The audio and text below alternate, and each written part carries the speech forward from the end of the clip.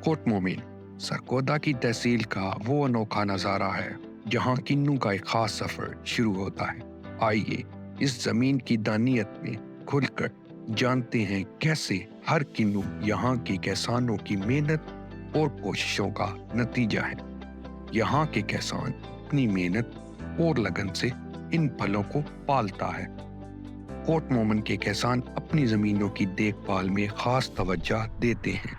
हर पौधा उनकी मेहनत का नतीजा है। यहाँ के किसानों की जिंदगी में कुछ नई मुश्किलात हैं। उनकी मेहनत, उनकी जद्दोजहद और उनकी कोशिशों को समझते हुए ये नजर आता है कि हर पल, हर जमीन की एक खास दास्तान है।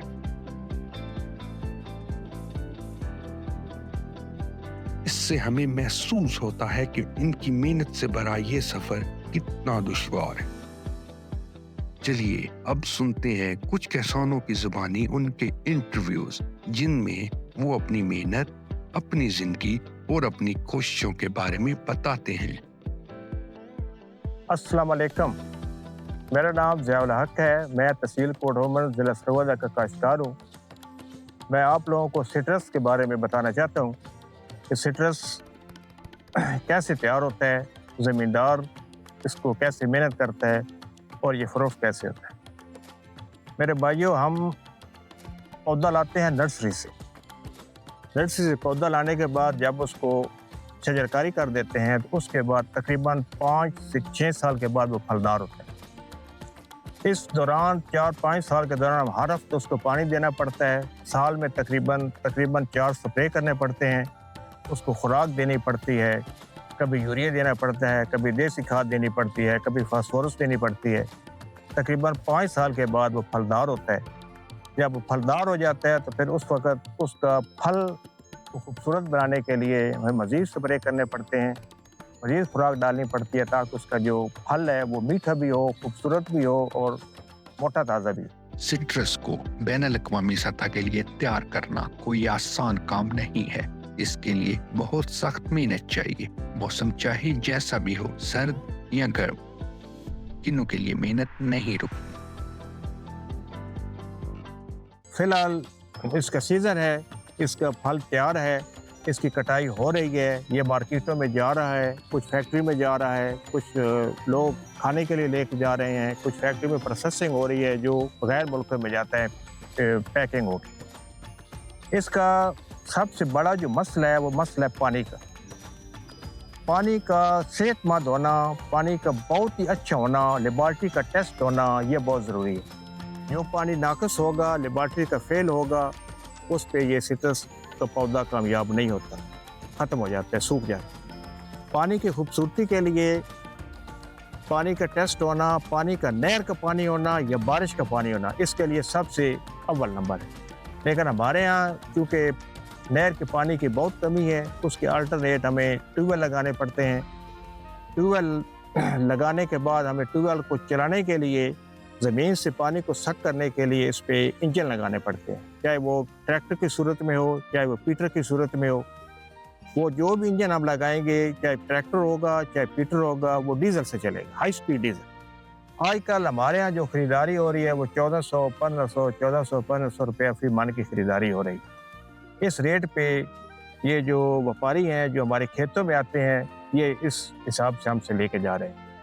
कुछ लोग, कुछ फैक्ट्री वाले लेके जाते हैं, उनका अपनी प्रोसेसिंग है, कुछ मंडी में जाता है, उनकी अपनी प्रोसेसिंग है। हमारे यहाँ दोनों लोग आते हैं, मंडी वाले भी आते हैं, मार्केट वाले भी आते हैं, उसके बाद ये फैक्ट्री वाले भी आते हैं। किसानों के हाथों से निकलकर सिट्रस आहिस्ता आहिस्ता फैक्ट्रियों और मंडियों की तरफ जाना शुरू कर देता है। मंडियों से पूरा पाकिस्तान खरीदता है और फैक्ट्रियों से पूरी दुनिया। किन्नू को बैनुल-अक़वामी सतह के लिए तैयार करना कोई आसान काम नहीं है। फैक्ट्रियों में किन्नू की ताजगी और जायके को बरकरार रखने के लिए एक खास अमल किया जाता है। किन्नू फैक्ट्रियों में जब पहुंचता है तो सबसे पहले उसे साफ किया जाता है, शैम्पू के साथ उसे धोया जाता है। उसके बाद किन्नू को खुश्क किया जाता है। जब किन्नू अच्छी तरह खुश्क हो जाए तो उसके बाद किन्नू को पॉलिश किया जाता है। پالش کے بعد کنو آہستہ آہستہ پیکیجنگ کی سائڈ جانا شروع کر دیتا ہے۔ وہاں کنو کو اس کے سائز کے مطابق پیک کیا جاتا ہے اور فریزر میں رکھ دیا جاتا ہے۔ فریز کرنے کے بعد کنو بین الاقوامی سطح کے لیے تیار ہو جاتا ہے۔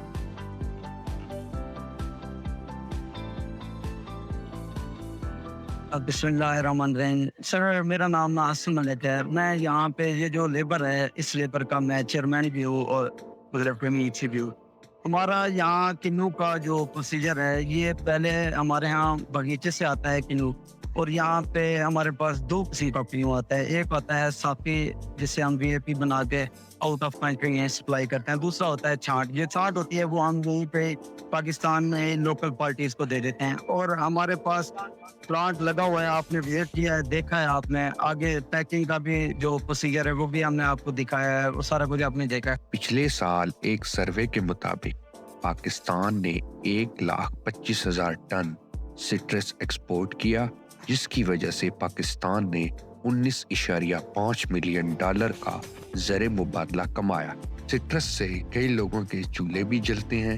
یہ پھل کئی لوگوں کا ذریعہ معاش ہے۔ تو ہم بیچتے ہیں آؤٹ آف کنٹری۔ ہمارے پاس رشیا، کینیڈا، دبئی اور ریاض جدہ اور بھی مطلب کہ اچھی کنٹریز ہیں جہاں ہمارا کنو سپلائی ہوتا ہے۔ اور یہاں پہ تقریباً ہمارا جو ذاتی خود کا عملہ ہے 200 بندہ ہمارا خود کا کام کرتا ہے ملتان کا۔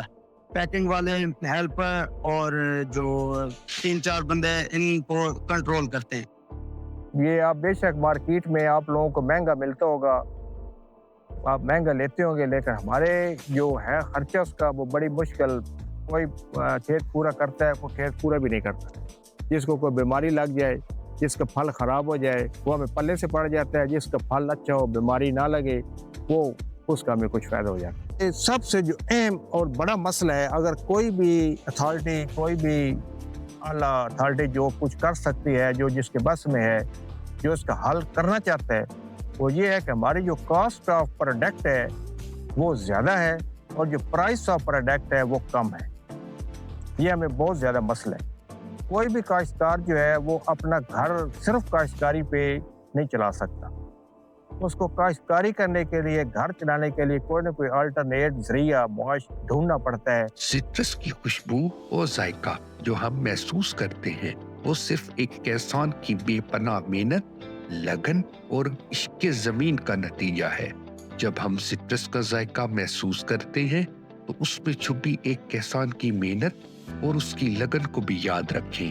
اس کی محنت کا سلسلہ جاری ہے اور ہم اس کا ایک حصہ ہیں۔ یہ ہمارا فرض بنتا ہے کہ کسانوں کی محنت کی قدر کریں اور ان کی کوششوں کو ہمیشہ یاد رکھیں۔